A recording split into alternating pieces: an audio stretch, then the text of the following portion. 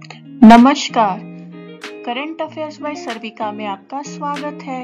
इस सप्ताह के वीडियो से आपको जानने को मिलेगा भारत में पहली बार हिम तेंदुए की जनसंख्या आकलन, झारखंड के नए मुख्यमंत्री, 69वां फिल्म फेयर अवार्ड, मलेशिया के नए राजा, वित्तीय वर्ष 2024-25 का अंतरिम बजट, खेलो इंडिया विंटर गेम्स 2024 और भी बहुत कुछ।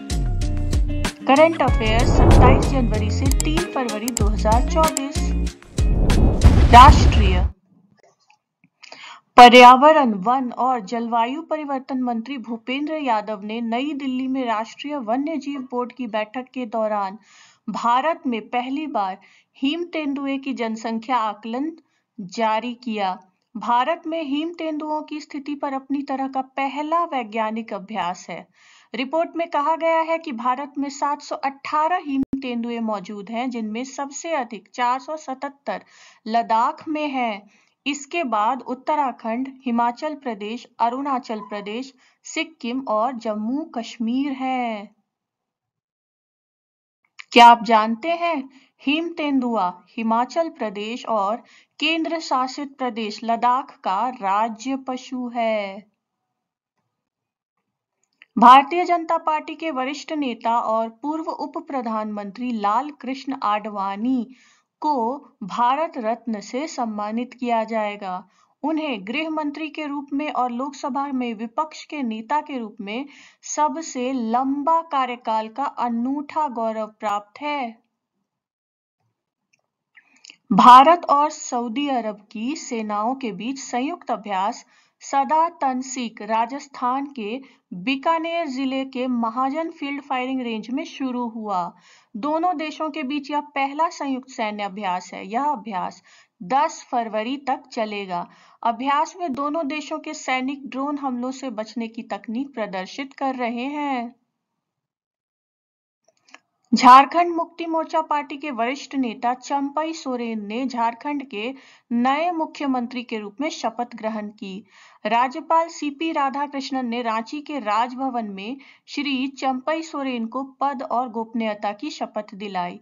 बुधवार रात को भूमि घोटाले के मामले में प्रवर्तन निदेशालय द्वारा हेमंत सोरेन को गिरफ्तार कर लिया गया था। क्या आप जानते हैं चंपई सोरेन हेमंत सोरेन सरकार में परिवहन, अनुसूचित जनजाति और अनुसूचित जाति और पिछड़ा वर्ग कल्याण के कैबिनेट मंत्री के रूप में कार्यरत थे। राजद जदयू सरकार के मुख्यमंत्री पद से इस्तीफा देने के कुछ घंटे बाद नीतीश कुमार ने रिकॉर्ड 9वीं बार बिहार के मुख्यमंत्री के रूप में शपथ ली।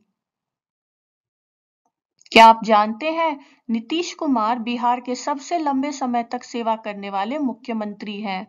रेल मंत्री के रूप में उन्होंने 2002 में इंटरनेट टिकट बुकिंग योजना शुरू की थी और रेलवे टिकट बुकिंग के लिए तत्काल योजना भी शुरू की थी। उन्होंने 1999 में गैसल ट्रेन हादसे के बाद रेल मंत्री के पद से इस्तीफा दे दिया था। विश्व वेटलैंड्स दिवस 2 फरवरी पर इंदौर में अंतरराष्ट्रीय सम्मेलन का आयोजन किया गया। इंदौर की रामसर साइट सिरपुर तालाब पर आयोजित इस कार्यक्रम में मुख्यमंत्री डॉक्टर मोहन यादव मुख्य अतिथि और केंद्रीय पर्यावरण राज्य मंत्री अश्विनी चौबे विशेष अतिथि के रूप में उपस्थित थे। रामसर कन्वेंशन ऑन वेटलैंड की सेक्रेटरी जनरल डॉक्टर मसुंडा मुंबा भी इस अवसर पर मौजूद थीं। क्या आप जानते हैं विश्व वेटलैंड्स दिवस वर्ष 1971 में ईरानी शहर रामसर में रामसर सम्मेलन को अपनाने के उपलक्ष्य में मनाया जाता है। भारत में तमिलनाडु राज्य में अधिकतम संख्या 16 के साथ लगभग 80 रामसर स्थल हैं। भारतीय तटरक्षक बल ने 1 फरवरी को नई दिल्ली में अपना 48वां स्थापना दिवस मनाया। भारतीय तटरक्षक बल का आदर्श वाक्य है वयम रक्षामः।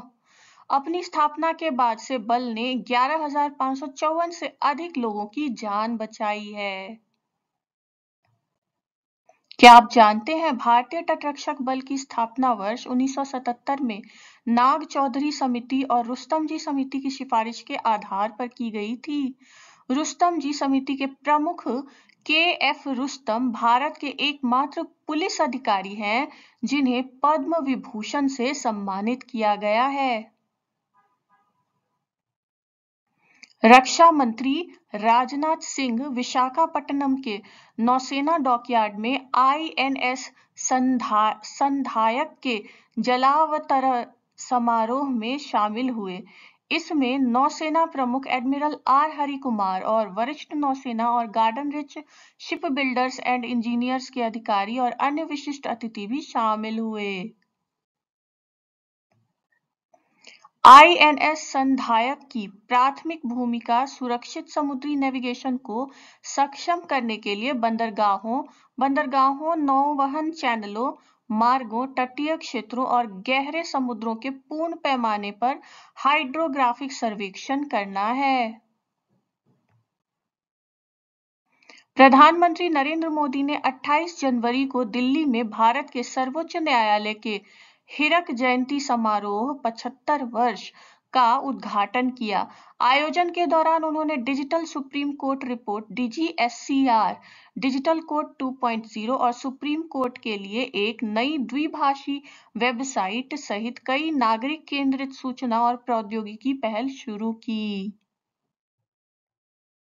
क्या आप जानते हैं न्यायमूर्ति Y.V. चंद्रचूड़, जो वर्तमान मुख्य न्यायाधीश D.Y. चंद्रचूड़ के पिता हैं, भारत के सबसे लंबे समय तक सेवा करने वाले मुख्य न्यायाधीश हैं। चंडीगढ़ विश्वविद्यालय के संस्थापक कुलाधिपति सतनाम सिंह संधू को राष्ट्रपति द्रौपदी मुर्मू द्वारा राज्यसभा के लिए नामित किया गया है। कला और संस्कृति। 69वां फिल्मफेयर अवार्ड समारोह गांधीनगर में आयोजित किया गया। सर्वश्रेष्ठ फिल्म लोकप्रिय 12th फेल, सर्वश्रेष्ठ film critics Joram, best director Vidhu Vinod Chopra 12th Fail के लिए, सर्वश्रेष्ठ अभिनेता रणबीर कपूर, सर्वश्रेष्ठ अभिनेता आलोचक विक्रांत मैसी, सर्वश्रेष्ठ अभिनेत्री आलिया भट्ट, सर्वश्रेष्ठ अभिनेत्री critics Rani Mukherjee, best supporting actor Vicky Kaushal, सर्वश्रेष्ठ सहायक अभिनेत्री शबाना आजमी, बेस्ट लिरिक्स अमिताभ भट्टाचार्य, सर्वश्रेष्ठ संगीत album Animal, best playback singer male Bhupinder Babbal, best playback singer female Shilpa Rao, सर्वश्रेष्ठ कहानी अमित राय OMG2, सर्वश्रेष्ठ पटकथा विधु विनोद चोपड़ा, बेस्ट डायलॉग इशिता मोइत्रा। अंतरराष्ट्रीय। अरबपति सुल्तान इब्राहिम ने 31 जनवरी को कुआलालंपुर में राष्ट्रीय महल में आयोजित एक समारोह में मलेशिया के नए राजा के रूप में शपथ ली। उन्होंने अन्य शाही परिवारों, प्रधानमंत्री अनवर इब्राहिम और कैबिनेट सदस्यों की उपस्थिति में एक समारोह में कार्यालय की घोषणा के साधन पर हस्ताक्षर किए। नए राजा का राज्याभिषेक समारोह बाद में आयोजित किया जाएगा। क्या आप जानते हैं सुल्तान इब्राहिम की मोटरसाइकिलों में गहरी रुचि है और वह वार्षिक मोटरसाइकिल टूर इवेंट केम्बारा महकोटा जोहोर के संस्थापक हैं। सुल्तान इब्राहिम के सबसे बड़े बेटे क्राउन प्रिंस टुंकू इस्माइल इब्नी सुल्तान इब्राहिम भारतीय सैन्य अकादमी देहरादून के पूर्व छात्र हैं। 26 जनवरी 2007 को उन्होंने राष्ट्रपति को सलामी देने के लिए 61 कैवलरी रेजिमेंट का नेतृत्व किया और गणतंत्र दिवस परेड पर भारतीय सेना की एक इकाई का नेतृत्व करने वाले पहले विदेशी बने। प्रधानमंत्री नरेंद्र मोदी ने कोमोरोस के राष्ट्रपति के रूप में फिर से चुने जाने पर अजाली असौमानी को बधाई दी।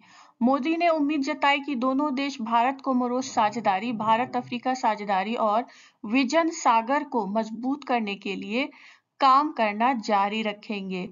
अजाली असौमानी, जो एक पूर्व सैन्य अधिकारी हैं, को चौथे कार्यकाल के लिए कोमोरोस के राष्ट्रपति के रूप में फिर से चुना गया है। वह अफ्रीकी संघ के अध्यक्ष भी हैं। विज्ञान और प्रौद्योगिकी। श्रीमती सीतारामन ने कहा कि सरकार सर्वाइकल कैंसर की रोकथाम के लिए 9 से 14 वर्ष आयु वर्ग की लड़कियों में वैक्सीनेशन को बढ़ावा देगी। माताओं और शिशुओं की देखभाल के लिए विभिन्न स्कीमों को व्यापक तालमेल के लिए एक कार्यक्रम के तहत लाया जाएगा। केनेथ यूजिन स्मिथ दुनिया के पहले व्यक्ति बन गए जिन्हें अलबामा जेल में नाइट्रोजन गैस का उपयोग करके मौत की सजा दी गई। क्या आप जानते हैं नाइट्रोजन की खोज सबसे पहले स्कॉटिश चिकित्सक डैनियल रदरफोर्ड ने 1772 में की थी और लगभग उसी समय कार्ल विल्हेम शिले और हेनरी कैवेंडिश ने भी की थी। नाइट्रोजन नाम का सुझाव फ्रांसीसी रसायनज्ञ जीन एंटनी क्लाउड चैप्टल ने 1790 में दिया था। मानव शरीर में द्रव्यमान के हिसाब से लगभग 3% नाइट्रोजन होता है और यह ऑक्सीजन, कार्बन और हाइड्रोजन के बाद शरीर में चौथा सबसे प्रचुर तत्व है। बाजार और अर्थव्यवस्था। वित्त मंत्री निर्मला सीतारामन ने लोकसभा के वित्तीय वर्ष 2024-25 का अंतरिम बजट पेश किया। इसके साथ ही उन्होंने लगातार 6 बजट पेश करने के पूर्व प्रधानमंत्री मोरारजी देसाई के रिकॉर्ड की बराबरी कर ली है। क्या आप जानते हैं वित्त मंत्री निर्मला सीतारमण के नाम भारत के इतिहास में सबसे लंबा बजट भाषण देने का रिकॉर्ड है। 1 फरवरी 2020 को निर्मला सीतारमण का बजट भाषण 2 घंटे 42 मिनट तक चला था। भारत ने फ्रांस की राजधानी पेरिस में गणतंत्र दिवस समारोह के अवसर पर प्रसिद्ध आईफिल टावर पर एकीकृत भुगतान प्रणाली यूपीआई की औपचारिक शुरुआत की। यूपीआई मोबाइल से भुगतान की भारतीय प्रणाली है जिसे भारतीय राष्ट्रीय भुगतान निगम NPIL ने 2016 में विकसित किया था। इसकी सहायता से ग्राहक यूपीआई से जुड़े किसी भी बैंक खाते में किसी भी समय सहजता से भुगतान कर सकता है। खेलकूद। कार्टर डलास ने एवरेस्ट बेस कैंप पर चढ़ने वाले सबसे कम उम्र के व्यक्ति बनकर एक अविश्वसनीय उपलब्धि हासिल की है। कार्टर डलास केवल 2 साल का है। अपने माता पिता रॉस और जेड के साथ कार्टर समुद्र तल से 17,598 फीट की ऊंचाई पर नेपाल के दक्षिण दिशा से पहुंचे। अग्नि चोपड़ा इस महीने की शुरुआत में रणजी ट्रॉफी प्लेट लीग में मिजोरम के लिए पदार्पण करने के बाद अपने पहले 4 प्रथम श्रेणी मैचों में शतक जड़ने वाले पहले बल्लेबाज बन गए हैं। अग्नि फिल्म समीक्षक अनुपमा चोपड़ा और फिल्म निर्माता विधु विनोद चोपड़ा के बेटे हैं। इटली के खिलाड़ी जानिक सिनर ने डेनियल मेदवेदेव को हराकर ऑस्ट्रेलियन ओपन का पुरुष एकल खिताब जीत लिया है। 22 वर्षीय पुरुष ग्रैंड स्लैम जीतने वाले केवल तीसरे इतालवी हैं और ऑस्ट्रेलियाई ओपन जीतने वाले अपने देश के पहले खिलाड़ी हैं। आखिरी बार किसी इतालवी ने 1976 में ग्रैंड स्लैम जीता था। उत्तर प्रदेश सरकार ने आगरा की ऑलराउंडर दीप्ति शर्मा को पुलिस उपाधीक्षक DSP के पद से सम्मानित किया है। राष्ट्रीय महिला टीम के लिए लगातार शानदार प्रदर्शन करने वाली 26 वर्षीय क्रिकेटर को मुख्यमंत्री योगी आदित्यनाथ ने सम्मान और 3 करोड़ रुपए के नकद पुरस्कार से सम्मानित किया। खेलो इंडिया विंटर गेम्स 2024 लद्दाख और गुलमर्ग, जम्मू और कश्मीर में 2 चरणों में आयोजित किए जाएंगे। खेलो इंडिया विंटर गेम्स 2024 का शुभंकर एक हिम तेंदुआ है। इसे शिन एशी या शान नाम दिया गया है।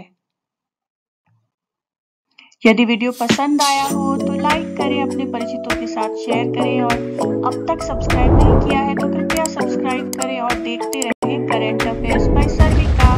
धन्यवाद।